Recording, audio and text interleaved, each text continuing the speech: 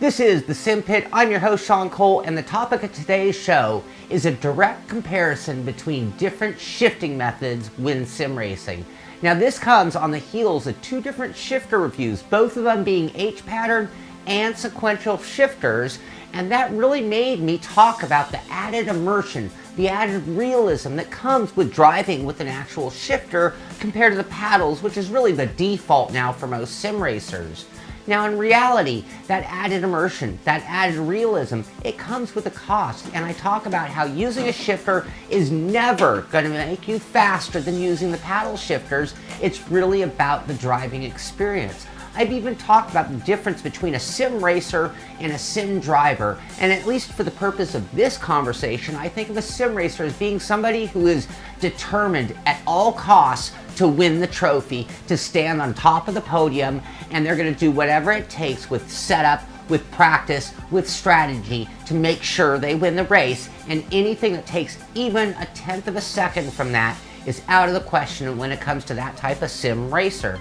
Now, for the purpose of this conversation, I also talk about sim drivers, the kind of person who what we're doing is really about an experience. I talk about this all the time. I talk about the opportunity to drive a Shelby 68 Cobra, and quite honestly, if I'm going to drive a car like that, I want to do it with an H pattern. I want to shift through the gears. I want to use the clutch just like somebody in 1968 would have done, regardless of what setting I take that car to in sim racing. Now, driving like that, if you want to do it right, you need to heel toe. You need to pop that clutch, and if you're in racing mode, you're going to have to use your right foot on the brake and blip that throttle while you use the clutch to do proper technique. On downshifts, if you don't, you can hop the rear end of the car, and that's very realistic, and it's something that's actually done fairly well in most sims. For me, I happen to be a little bit of both, and there's something very, very fun and something challenging, and in the end, a little bit slow about heel-toe shifting, but it's very important when you're running in a historic type car that would run in an H pattern or a sequential, and sequential shifters weren't even seen in Formula One until 1991. But for this piece, I wanted to see a real lap time comparison between paddle shifters, a sequential shifter, an H-pattern shifter, and an H-pattern shifter while heel-toe downshifting. Now, this test had a fairly predictable outcome. Paddle shifters should win hands down, but I really wanted to see by how much and what the difference in the driving experience was like. So I thought about a scenario that would utilize a car and a track from when drivers used a clutch and manual shifted their way through an H-pattern gearbox. So I honed in on iRacing and the Lotus 79, and I would be running at Watkins Glen. I chose the Glen for a few reasons. Number one, it was the perfect scenario for what I was trying to accomplish. Number two, I had a great setup given to me by John Hill, an expert in the Lotus 79, specifically made for the Glen, and I had also run a race there fairly recently, so that made it a little easier for me to be up to speed for this test. And the third reason is, this was a great combination. It was a realistic combination. I could actually compare my lap times to those who ran there in '79. So let's start out by taking a quick look at the Glen and what it will be like as our test track of the day. Watkins Glen International, aka the Glen, is an American road course racetrack that came into existence in 1948 and hosted its first Formula One race in 1961. It was also the host of the 1979 United States Grand Prix that was the final race of the '79 season. The track is an 11-turn layout when running the Grand Prix course with the inner boot section added, and it measures in at about 3.4 miles long, and it will require drivers to make 24 shifts per lap in the Lotus 79. Now, for this test, I am in my rig. I'll be using a T500 wheel with my trusty Ricmotec pedals with a hydraulic brake and clutch. For the shifter, I'll be using the Thrustmaster TH8A that I recently reviewed. For the paddle shifter, sequential, and H-pattern runs, I'll be using auto blip so that I don't have to operate the clutch. It also means that I can leave the throttle wide open on shifts that won't upset the car. For the fourth run, while heel and toe shifting, I am using no driving aids whatsoever. For each run, I'll have enough fuel to run about 6 laps. That gives me an out lap and 5 time laps to compare. And in the end, we're going to compare the average lap times the fastest lap, the variation between laps, and the overall race length if it was a 5-length race in time. So let's take a look at my laps side by side using each different shifting method. It is hard to see at full speed, but you will notice a different timing in the shifting, and that also ends up affecting my driving lines. So let's take a look at what turned out to be the best lap from each of my sessions and see how they compare. In the upper left video, you have paddle shifting. In the upper right, you have sequential. Both videos on the bottom are H-pattern shifting, with the one on the left being clutchless and still left foot braking, and the one on the bottom right is heel and toe shifting. The violent sounds that you hear in the background are the snapping of the clutch as I heel and toe downshift in the bottom right video. You can see how much smoother both of the top videos are than the bottom ones, with good corner entry and making the apexes. In both bottom videos, you can see how difficult it is for me to make the apexes, and I am pushing wide on most of the corners. You can also see that I can push both cars on the top much harder into braking zones, and I am also quicker to the gas coming out of corners after making the proper apex.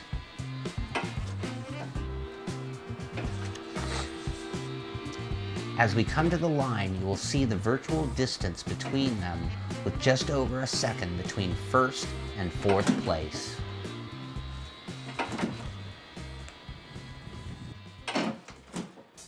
Now you can see the lap times for all 5 time laps on each shifter, and much to my surprise, I was able to set an identical best lap time of 1:35.434.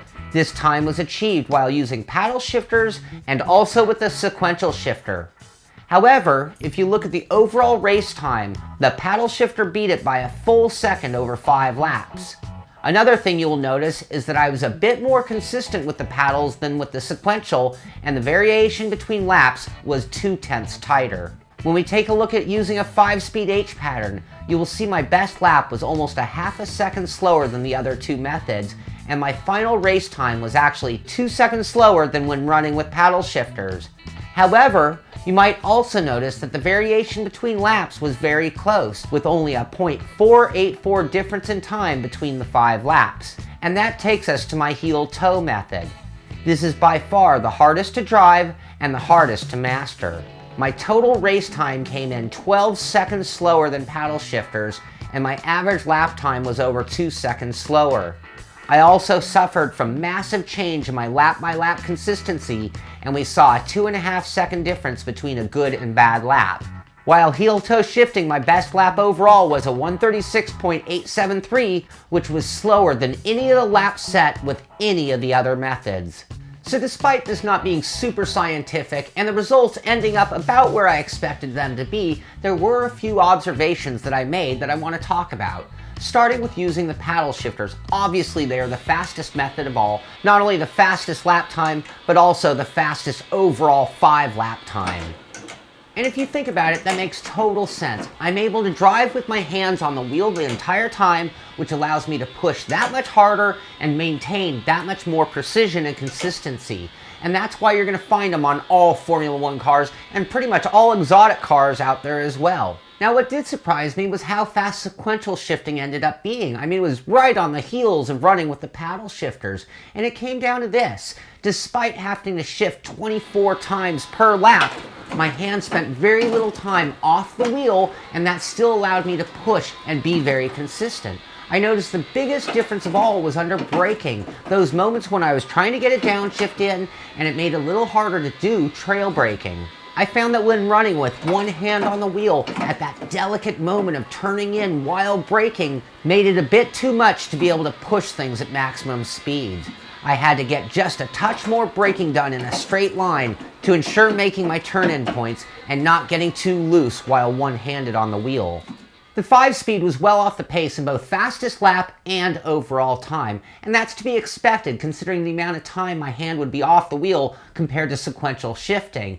However, this method turned out to be the most consistent of all 4 methods. I attribute this to the rhythm and the flow that you get into when you start using a 5-speed H pattern.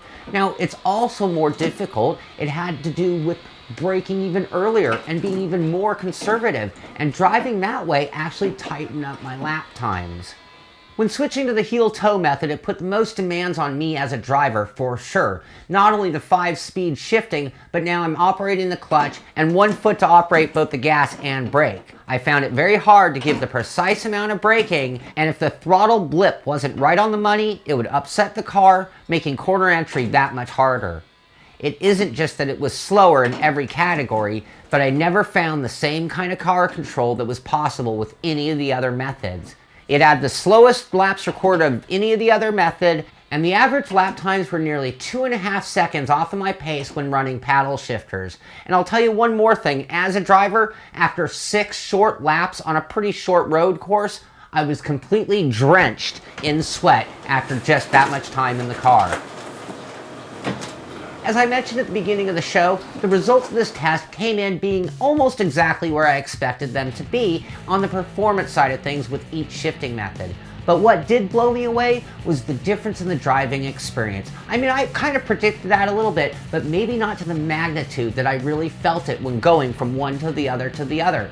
It really made you feel different. It changed the properties of the exact same car and track. I would tell you that all 4 were a completely different driving experience. And when driving a Lotus 79, anything but an H pattern is almost cheating if you want to compare your lap times to the men who once raced these cars. In 1979, Alan Jones sat on the pole with a 135.615. My best lap turn while heel-toe shifting was a 136.873 and would have placed me second on the grid that day. But could I have kept my cool and not missed a shift, not blown an engine for 59 laps in the Glen that year? I mean, that meant 1,416 shifts to finish the race, and look at how sweaty and exhausted I was after just 6 laps.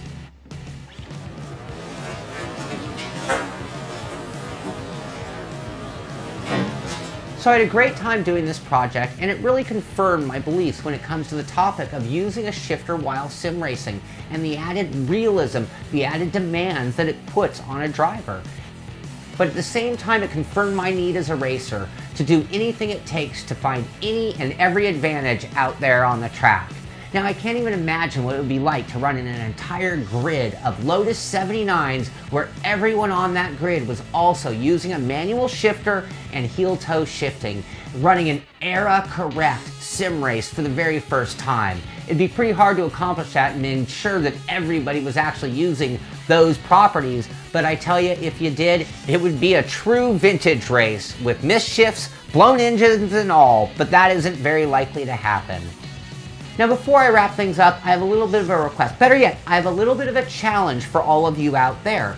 I am dying to know what your experiences are like trying different shifting methods with the same car, same track, when you're all warmed up, ready to go. Do you find the same lap times? Do you find a big difference in variation? Do you maintain the same consistency with each one?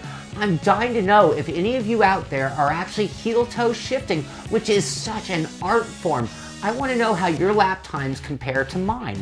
Now, to be perfectly fair, at the beginning, I mentioned that John Hill gave me a very good setup. It's a fast setup, it's a stable setup, and it's fairly easy to drive for the Lotus 79.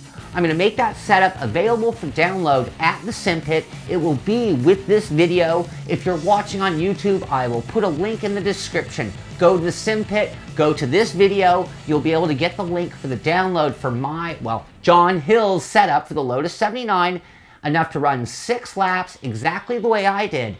Use auto blip or auto clutch if you need on any of the first 3 methods, paddles, shifters, or H pattern. And if you're daring, if you have a clutch and you want to go for it, use no driving aids at all and just see what you can do heel-toe shifting.